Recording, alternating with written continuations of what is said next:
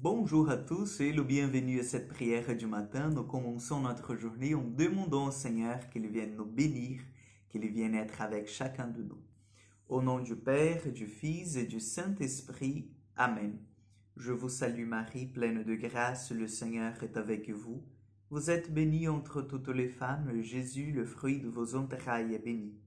Sainte Marie, Mère de Dieu, priez pour nous pauvres pécheurs, maintenant et à l'heure de notre mort. Amen. Notre-Dame de Lourdes, priez pour nous. Chers frères et sœurs, nous allons prendre l'évangile de Luc, chapitre 20, verset 25 au suivant. Jésus leur répondit, « Les enfants de ce monde prennent femme et mari, mais ceux qui ont été jugés dignes d'avoir part au monde à venir et à la résurrection d'entre les morts ne prennent ni femme ni mari, car ils ne peuvent plus mourir. Ils sont semblables aux anges. Ils sont enfants de Dieu et enfants de la résurrection. Que les morts ressuscitent, Moïse lui-même le fait comprendre dans le récit de Buisson ardent, quand il appelle le Seigneur le Dieu d'Abraham, d'Isaac, de Jacob. Il n'est pas le Dieu des morts, mais des vivants. Tous, en effet, vivent pour lui. Alors certains scribes prirent la parole pour dire, « Maître, tu as bien parlé. » Ils n'osaient plus l'interroger sur quoi que ce soit. Acclamons la parole de Dieu. Aujourd'hui, le Seigneur, il nous présente dans cet évangile une réalité que nous appelons dans la théologie catholique, une réalité scatologique. Ça veut dire, c'est une réalité du royaume à venir, du royaume de Dieu, donc de notre vie dernière, si vous voulez. Bon, c'est pas très bon le terme utilisé en fait, mais c'est tout simplement de notre vie la plus unie, la plus intime avec le Seigneur, notre vie après notre mort. Notre vie après notre mort. Il faut bien en parler parce que nous sommes tous destinés à aller au paradis. Et nous luttons ici-bas pour y aller. Au moins, nous devrions lutter pour y aller. Parce que le Seigneur, il nous a fait pour ça, pour que nous soyons avec lui. Nous venons de Dieu et vers Dieu, nous devons y aller, nous retournerons.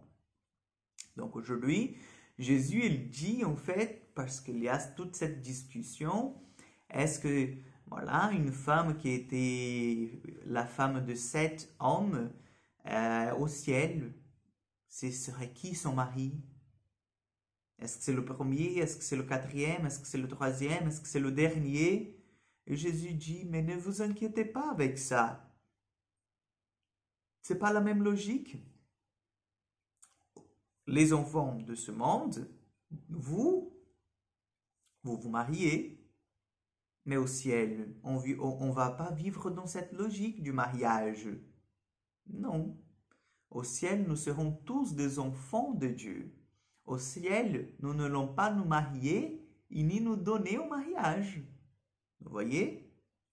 C'est tellement vrai que lorsque vous vous mariez, lorsque vous êtes marié, le prêtre, il lit la formule, ou vous lisez la formule en promettant une fidélité jusqu'à ce que la mort vous sépare. Donc, avec la mort, il y a une séparation de cette alliance qui a été faite devant le Seigneur. Donc, après la mort, nous n'avons plus de lien avec la personne qui est en face de nous et qu'on s'est unis le jour de notre mariage, vous comprenez?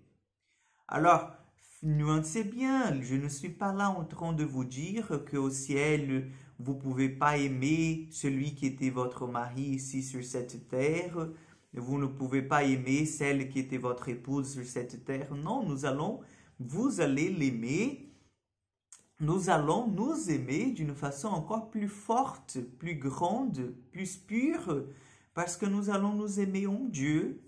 Il n'y aura pas de mélange d'égoïsme ou d'un amour imparfait, parce que nous savons que notre amour ici-bas, il est toujours imparfait. Même s'il est fort, il est toujours imparfait, parce que nous allons nous aimer en Dieu. En Dieu. mais nous n'aurons plus ce lien de possession. C'est ma femme, c'est mon mari. Non. Nous serons tous des frères en Dieu. En Dieu. C'est pour ça que Jésus vient nous dire, donc au ciel, ne vous inquiétez pas. Ah, d'accord, est-ce que je dois choisir? Non. Nous avons choisi le Seigneur, nous allons l'aimer, et nous allons aimer tout ce que le Seigneur nous a donné en lui. Le Seigneur soit avec vous. Que Dieu Tout-Puissant vous bénisse et vous garde, le Père, le Fils et le Saint-Esprit.